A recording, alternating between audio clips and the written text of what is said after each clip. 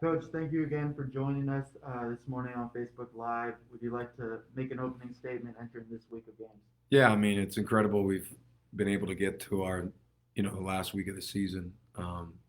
And we don't get to the last week of the season without so many people first, the university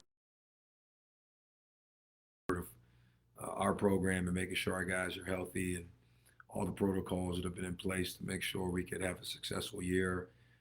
So many people, Ashley Armstrong and her team, what they've done to, again, keep us safe, keep us up and running, keep us accountable.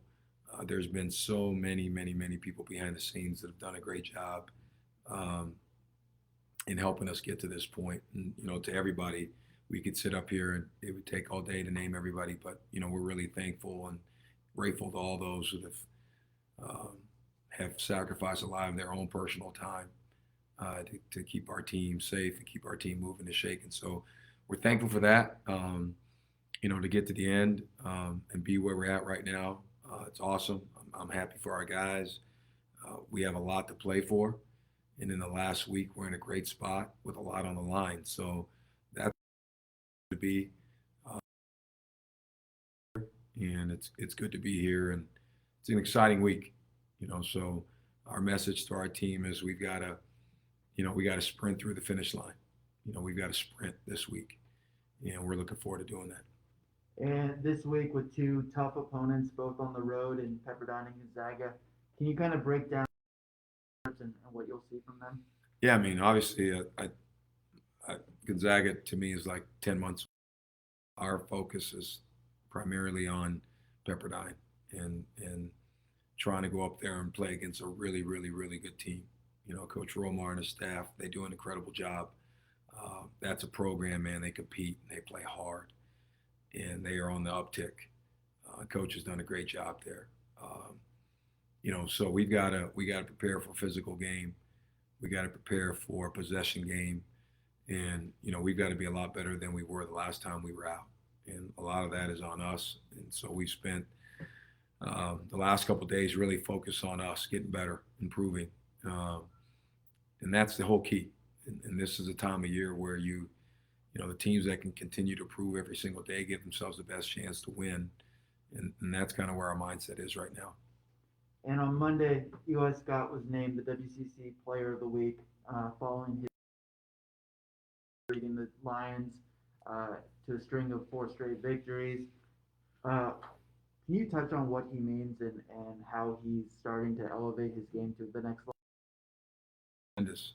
I think everybody talks about his scoring output, and we've really put a lot of pressure on him to score the ball more and be a lot more aggressive. But there's so much he does for us. I mean, he inbounds our ball, inbounds us in assists. He leads us in rebounding. We've asked him a lot of times to guard the other team's best player, maybe at the end of the game. He's gone to the free throw line late and made crucial free throws. His free throw shooting has improved. So he's done so much, and he's done a lot for his entire career. But his growth as a basketball player over the last few months has been incredible to watch. He's playing hard on both ends of the ball, and he's a lot more efficient in what he's doing. So I still don't think we've seen his best yet, and that's a good thing. And he's got a lot more left, and I'm excited for this stretch run with him. Home game, we recognize the three seniors and Eli Parker. Can you talk a little bit about the impact that they've left on the program and what they have meant to this year's team? Yeah, I mean those guys have done an incredible job. Parker's been here. This is his second year. Eli's been, and they put their blood, sweat, and tears into this program. And I dedicated my season this season to those three guys. I wanted to make sure those three guys went out the right way, and they could leave here proud of some of the things they've done, and they've put us in position to do that. And they've allowed us a massive jump as a program in 10 to 11 months. I mean, a huge jump. We wouldn't be where we're at without those three guys, and they've all done it differently. Parker has been an incredible teammate, and he's waited his turn. He's been an everyday guy in practice. He's been patient. He's been a good team. He's helped us win big games. I mean, what he did at San Francisco, we don't win the game without Parker. Eli's been Eli. He's, in my opinion, the best player in the league. And, Matias has been a rock for us. So those guys have been awesome. I'm proud of them. And they've really helped us elevate the program. And earlier this month, we learned that two of your signees in David Elliott and Lamage Lewis were named McDonald's All-American Game nominees. Can you talk about what that accomplishment is and what their role could be next year going into the team? Yeah, well, I'm really happy for Lamage and David.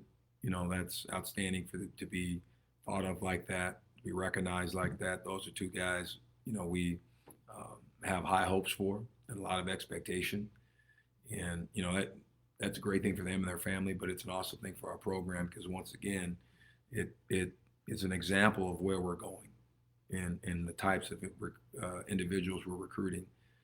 So I'm really excited about that. But we have a kid in James Nobles who was not a nominee that I think his ceiling's as high as anyone, and he's going to have a major impact in this program when his time's done here. So we're excited about our class. We're not done yet with it. We got to continue to improve and get good players. But right now we have great momentum in our program right now during the season with our recruiting. There's a lot of really good things happening here, and I'm really proud to be a part of it. And following Saturday's season going into the does preparation change when you're in a tournament? Preparation doesn't necessarily change. What changes is the length of time you have, between games, and hopefully we're there for a while. And hopefully that's the issue that we have. But we approach every game the same. Do things throughout the year that gets you ready for the tournament, and because that's who we want to be. Our tournament and eventually the NCAA tournament. Preparation as a whole doesn't really change. We continue to do what we do. But like I said, sometimes it's just the length of prep that's different. And these questions were submitted from our followers on social media. The first one is from Olu Go Lions. What's the best thing about coaching in Los Angeles? Well, the best thing by far is, you wake up in the morning, the sun's out. Had a bad day the day before or not, man, surely it changes your mood. And I love that. I love the feel going up at this university and understanding, man, this is where I work. What a blessing. So that's, as a coach, the weather, just the feel that you get is incredible. And, the other thing, surrounded by so much talent here.